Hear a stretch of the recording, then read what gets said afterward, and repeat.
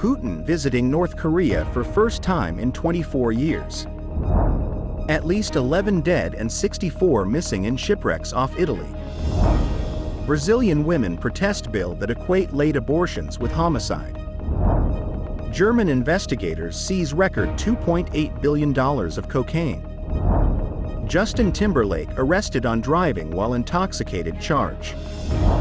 A graffiti takeover, Roils, downtown Los Angeles.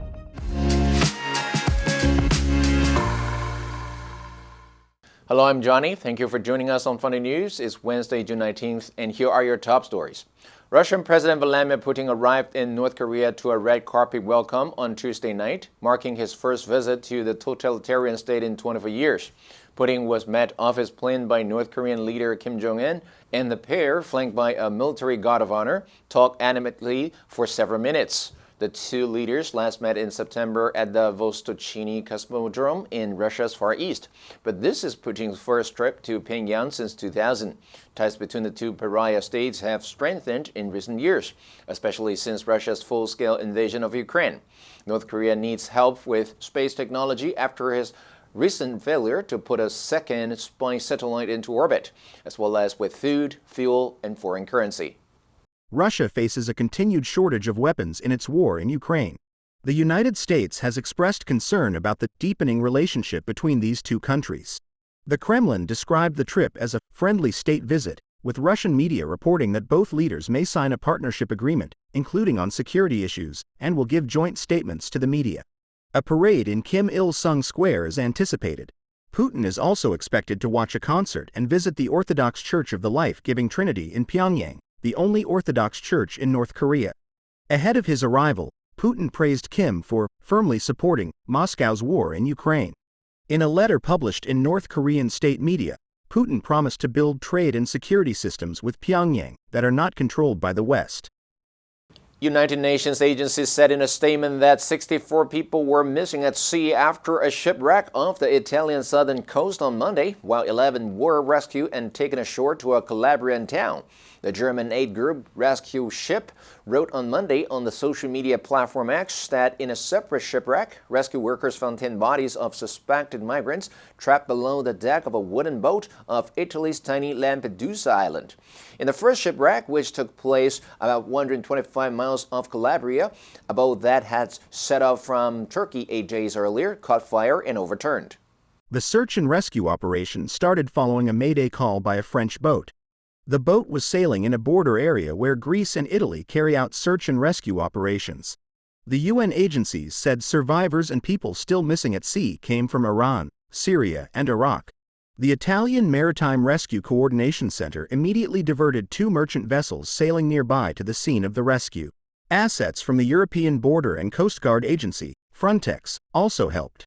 The survivors were brought to the Calabrian port of Roxella Jonica, where they were disembarked and entrusted to the care of medical personnel.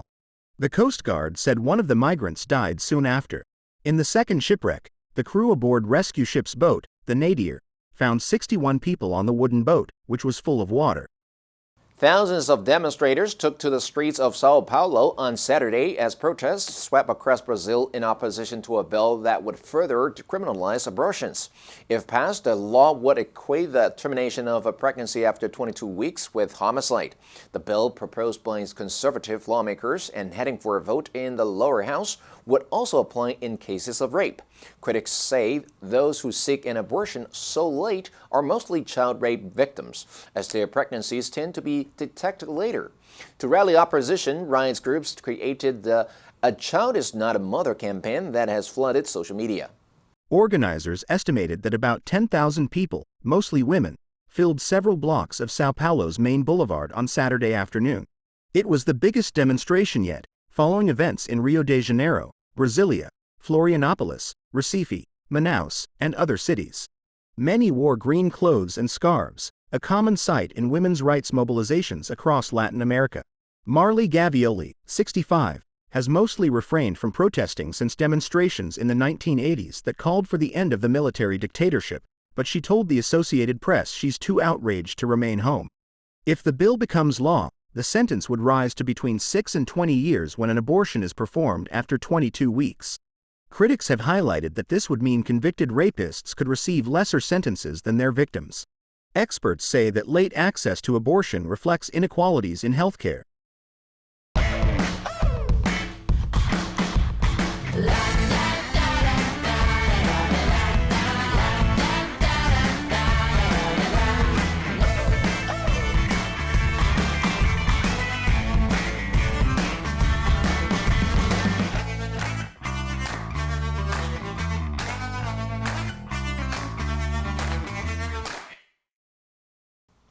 German investigators announced Monday that they seized cocaine worth 2.6 billion euros from several container ships and arrested 7 people in what they call the biggest ever cocaine find in the country.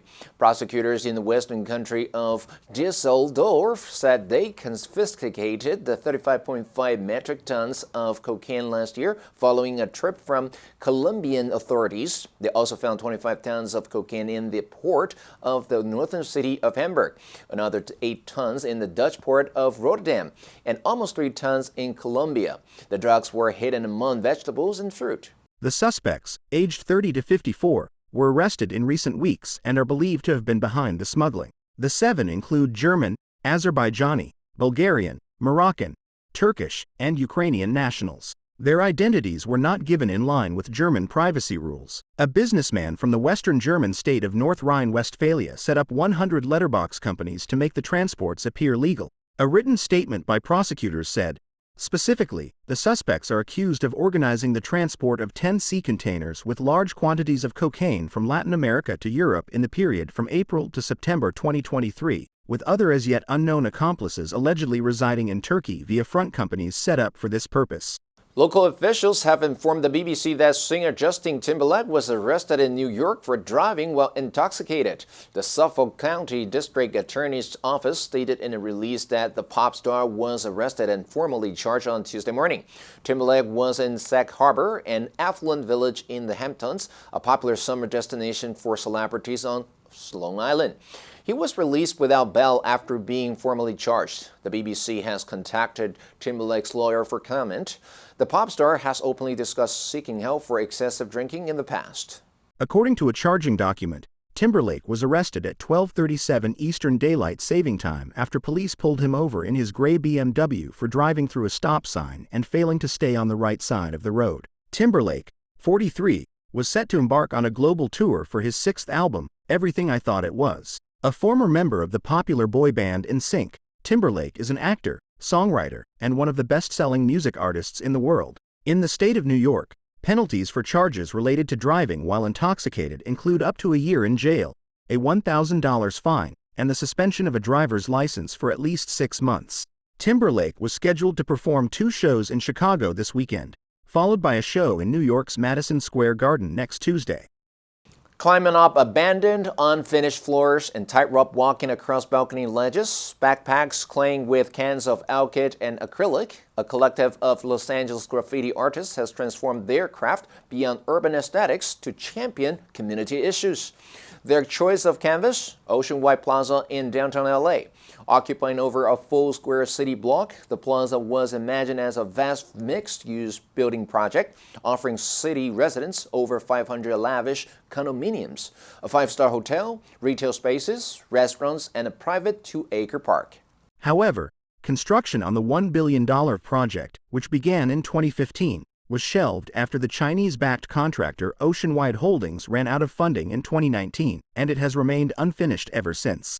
The plaza's status and potential as an eye-catching venue for their work spread by word of mouth within the graffiti community in recent months. Security at the site was known to be lax, a critical detail as accessing the plaza's towers and other buildings constitutes trespassing. Historically, graffiti has often been used as protest art. While the practice dates back thousands of years, it is most commonly viewed in contemporary contexts as a creative vehicle for challenging societal norms and inequities. Transformed in part into an art installation, Oceanwide became an opportunity for the graffiti artists to leave a message to the city below and a call out to policymakers who allow buildings to decay. The answer for yesterday was B, displaced. In Europe alone, 30 million people were displaced. Did you answer correctly? Now let's delve into the news of Putin visiting North Korea for the first time in 24 years. Number 1, totalitarian. 国家或政府体制集权主义的。The principle of hierarchy does not equate to totalitarian terror. Number 2, flank, 侧面或两侧有。She left the courtroom flanked by armed guards. Number 3, orthodox, 有指信仰或行为普遍接受的、正统的、规范的。